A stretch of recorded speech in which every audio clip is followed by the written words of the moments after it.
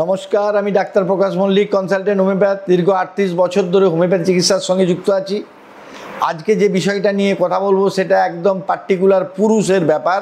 সেটা হচ্ছে প্রোস্টেটের সংক্রমণ, প্রোস্টেট থেকে প্রোস্টেটের ক্যান্সার পর্যন্ত। এবং প্রোস্টেট সংক্রমণ একটা বয়স হয়ে গেলে, প্রোস্টেট একটা গ্ল্যান্ড যেটা পেচ্ছাব নালীর কাছাকাছি থাকে এবং সেটা বেসিক্যালি শুক্রাণুকে তরল করে তাকে বাইরে বের করার জন্য সাহায্য করে, শুক্রাণুকে বেঁচে থাকতে সাহায্য করে।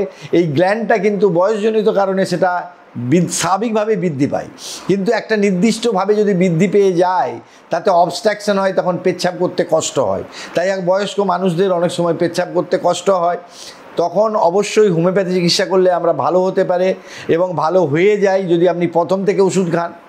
কিন্তু এর সঙ্গে সঙ্গে একটা পরীক্ষা করে নেওয়া উচিত যে কোনো সংক্রমণ আছে কিনা, অর্থাৎ ইউরিন কালচার করে নেওয়া উচিত। এবং সেই সঙ্গে সঙ্গে পিএসএ বলে একটা জিনিস আছে, সেই পিএসএটা যদি বেড়ে যায় নির্দিষ্ট মাত্রার ক্ষেত্রে তাহলে কিন্তু ক্যান্সার হওয়ার সম্ভাবনা আছে। তাই এই ক্ষেত্রে যদি প্রথমেই পিএসএ বেড়ে যাচ্ছে এরকমভাবে আমরা পরিলক্ষিত করতে পারি, তার প্রেক্ষিতে হোমিওপ্যাথি চিকিৎসা করলে আপনার ক্যান্সারের হাত থেকে রক্ষা করা সম্ভব। এবং সেই সঙ্গে এই যে পেচ্ছাব করতে পারছেন না, এই যে পেচ্ছাবের কষ্টজনিত সমস্যা এবং পেচ্ছাবের জ্বালা লক্ষণ এবং মায়াজম এবং তার কারণের উপরে ভিত্তি করে যদি ওষুধ খায়, এক্ষেত্রে জলটাকে বেশি খেতে হবে। অনেক সময় যদি প্রোস্টেট বড় হয়ে যায় তখন ক্যাথেটার পুশ করে। এরকম আমার কাছে কয়েকটা পেশেন্ট ছিল বা আছে, তারা কিন্তু এই যে তাদের ওই ক্যাথেটার পুশ করার কারণে এবং বারবার করার কারণে তাদের কিন্তু ইনফেকশন হয়ে যায়, তাদের ওখানটা কনস্ট্রিকশন হয়ে যায় এবং সেক্ষেত্রে তাদের একটা অস্বস্তিকর পরিস্থিতির ক্ষেত্রে সেই রকম আমরা অনেক পেশেন্টকে পেয়েছি যারা ক্যাথেটার পুশ করেছিল, তাদের হোমিওপ্যাথি চিকিৎসার মধ্যে ক্যাথেটারটা খুলে দেওয়া সম্ভব হয়েছে।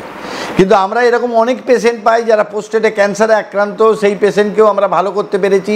প্রোস্টেটের ক্যান্সারের প্রথম লক্ষণ হচ্ছে তার ব্লাড বেরোনো। সেই ব্লাড বেরোনো বন্ধ করে তাকে আমরা কিন্তু ভালো করে দিয়েছি বলবো না, কিন্তু পেশেন্টকে সুষ্ঠু স্বাভাবিক জীবনযাপনে সাহায্য করতে পেরেছি। এরকম পেশেন্ট 10-20 বছর আমাদের চিকিৎসায় বেঁচে আছে। অবশ্যই ধৈর্য ধরে ক্ষেত্রে চিকিৎসার প্রয়োজন। এবং এই ক্ষেত্রে বলবো প্রোস্টেটের সমস্যা কিন্তু কোনো সমস্যা নয়। যদি আপনি প্রথম থেকেই হোমিওপ্যাথি চিকিৎসার আন্ডারে থাকেন তাহলে নিশ্চয়ই ভালো থাকবেন। এবং এক্ষেত্রে আপনি মাছ মাংসটা একটু কম খাওয়ার চেষ্টা করবেন, শাকসবজি খাবেন, জল খাবেন আর হোমিওপ্যাথি চিকিৎসার ওষুধ খাবেন, তাহলেই আপনি ভালো থাকবেন। যাই হোক, আপনারা সকলে ভালো থাকুন, অপরকে ভালো থাকতে সাহায্য করুন। যদি আমাদের এই ভিডিওগুলো ভালো লেগে থাকে তাহলে লাইক করবেন, শেয়ার করবেন, কমেন্টস করবেন।